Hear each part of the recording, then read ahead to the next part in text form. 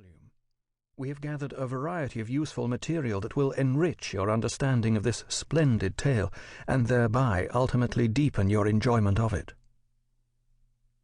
Our primary approach to The Lion, the Witch and the Wardrobe is to look at it through lenses gathered from Lewis's literary criticism on the subject of literature and literary analysis.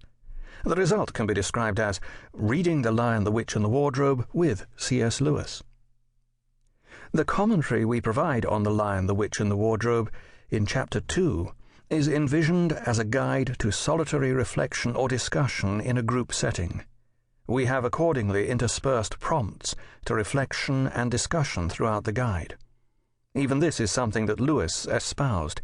In one of his books of literary criticism he wrote, "Oddly as it may sound, I conceive that it is the chief duty of the interpreter to begin analyses and to leave them unfinished, thereby serving a function to awaken and stir responses and perceptions from a literary critic's reader." For ease of reading, our chapters in Part 1 correspond with Lewis's chapters in The Lion, the Witch and the Wardrobe, and even bear the same main titles. Unless you become as a child, reading for enjoyment first.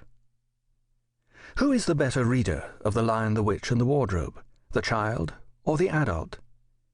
The answer is not as easy as one might think.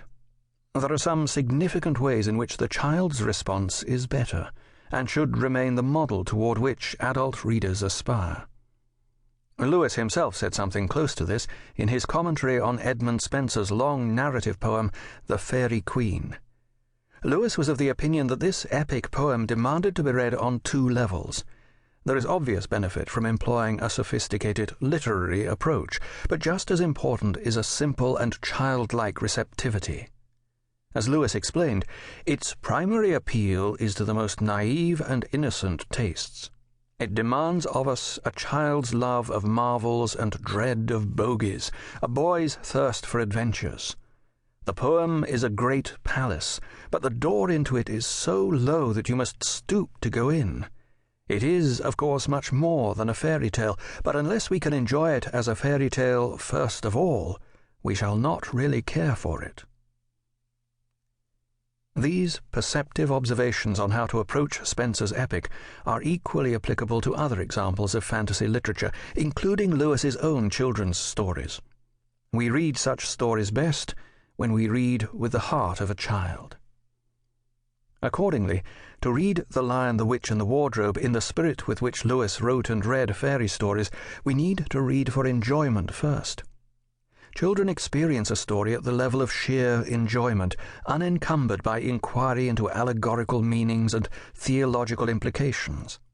Too often readers assume that Lewis began writing his children's stories with an intentional Christian objective, and then crafted a story to express his meaning.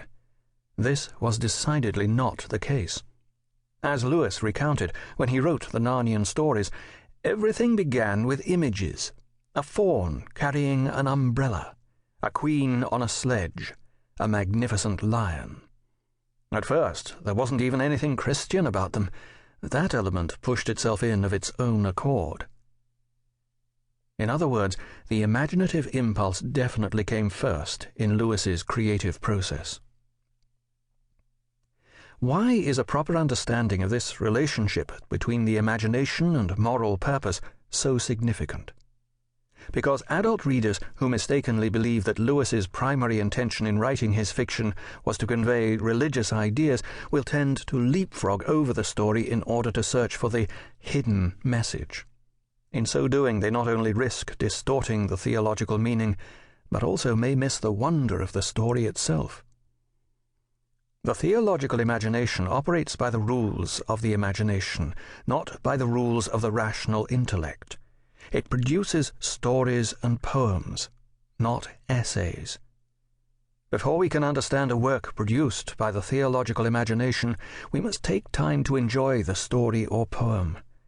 As Lewis's friend and former pupil George Sayer explained, Lewis wanted the moral and spiritual significance of his works of fiction to be assimilated subliminally, if at all, and he was annoyed when his publisher outlined the theme of Out of the Silent Planet, one of his science fiction novels,